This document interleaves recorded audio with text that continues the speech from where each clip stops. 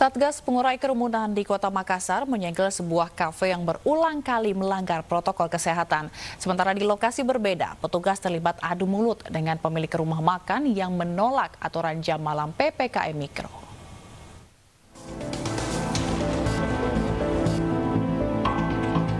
Salah satu kafe yang berlokasi di Jalan Sunu, Kecamatan Talo, Kota Makassar ditutup Satgas Pengurai Kerumunan. Tindakan ini terpaksa dilakukan petugas setelah tempat ini 3 kali berturut-turut melanggar batas jam operasional PPKM Mikro pukul 20 waktu Indonesia Tengah. Penutupan ini berlangsung hingga 3 hari ke depan. Jika selanjutnya kembali melakukan pelanggaran, maka Satgas Pengurai Kerumunan Kota Makassar akan mengusulkan ke Wali Kota untuk dilakukan pencabutan izin usaha.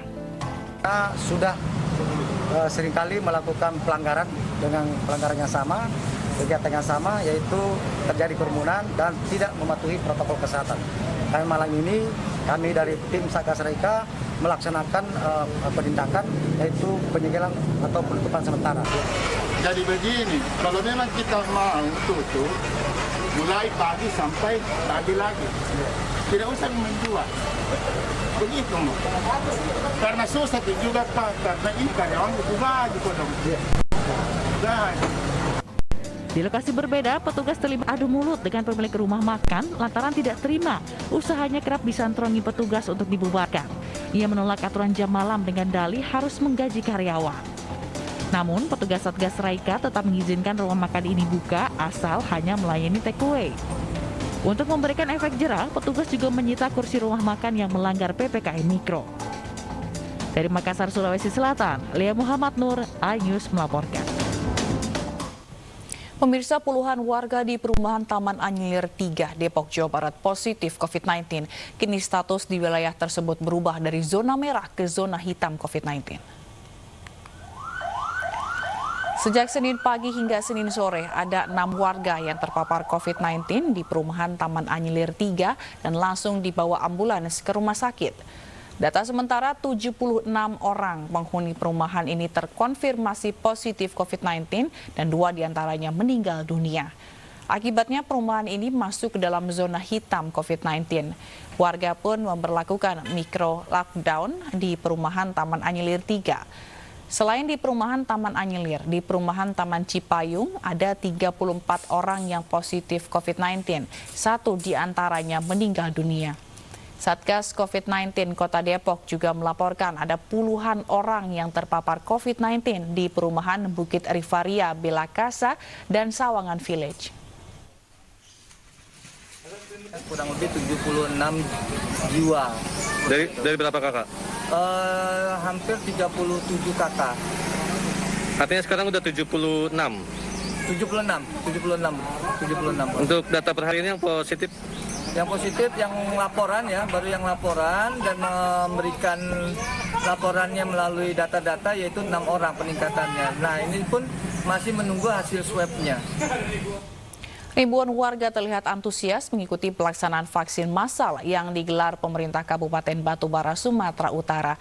Vaksin massal digelar di gedung olahraga di Tanjung Gading, Kabupaten Batubara.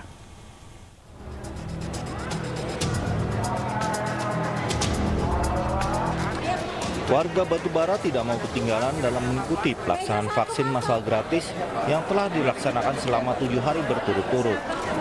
Vaksinasi ini banyak diikuti warga Manula, buruh, serta karyawan BUMN. Pelaksanaan vaksinasi yang dilakukan oleh pemerintah Batubara sudah mencapai hampir 60% dari target yang ditentukan sekitar 64.000 orang. Pemkab Batubara berharap dengan banyaknya warga yang divaksin dapat memutus mata rantai penyebaran COVID-19. Dalam acara diterjunkan 300 personil TNI Polri dan Satpol PP untuk mengamankan lokasi dan membantu antar jemput warga yang akan divaksin. Saat ini 80% tenaga pendidik di Kabupaten Batubara juga telah divaksin. Alhamdulillah yang ditargetkan kita hari ini di tempat ini lebih kurang 2.000 ya orang, terdiri dari lansia dan pelayan publik ya, pelayan publik. Ini kami jajaran Polres Batubara bersama Pemkab Batubara melaksanakan kegiatan vaksin massal yang dipusatkan di Inalum. Ini target kita minimal 2.000 orang yang divaksin pada hari ini. Dan perlu saya sampaikan bahwa di wilayah-wilayah juga, di desa, di kecamatan juga ada 13 tempat vaksin yang rutin. Ini tempat vaksin massal. Pada hari ini kita lakukan secara serentak di wilayah Kabupaten Batubara. Di akhir kegiatan vaksinasi massal, Bupati bersama Kapolres Batubara memberikan bantuan sosial bagi warga yang telah divaksin. Dari Batubara, Sumatera Utara, Valdi PLK Ainus melaporkan. Sementara itu, pemerintah memastikan stok oksigen untuk pasien COVID-19 memadai. Di tengah melonjaknya infeksi harian, kebutuhan tabung oksigen bagi pasien COVID-19 melonjak tajam. Menteri Kesehatan Budi Gunadi Sadikin menyatakan selama ini kapasitas produksi oksigen di Indonesia 75% untuk industri dan hanya 25% untuk oksigen medis. Dengan peningkatan pasien COVID-19, pemerintah telah mendapatkan komitmen dari pemasok untuk mengalihkan pasokan oksigen industri untuk medis. Kementerian Kesehatan juga sudah berkoordinasi dengan Panglima TNI dan Kapolri untuk memastikan logistik dan pergerakan truk besar pembawa oksigen aman.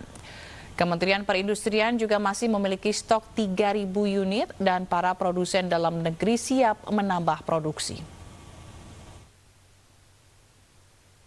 Sudah mendapat komitmen daripada supplier oksigen ini bahwa mereka bisa mengalihkan kapasitas oksigen buat industri ke oksigen medis, karena yang kapasitas oksigen industri itu bisa diisi oleh perusahaan-perusahaan oksigen asing lainnya. Jadi ada satu perusahaan oksigen lokal yang memang memproduksi hampir 90% dari oksigen di rumah sakit. Nah, kapasitas perusahaan tersebut itu baru terpakai 25%. Ya, karena yang 75%-nya atau 3 kali lipat lebih besar itu digunakan untuk mensuplai industri. Kritikan BEM UI terhadap Presiden Jokowi menuai pro dan kontra. Kami akan hadirkan informasinya sesaat lagi.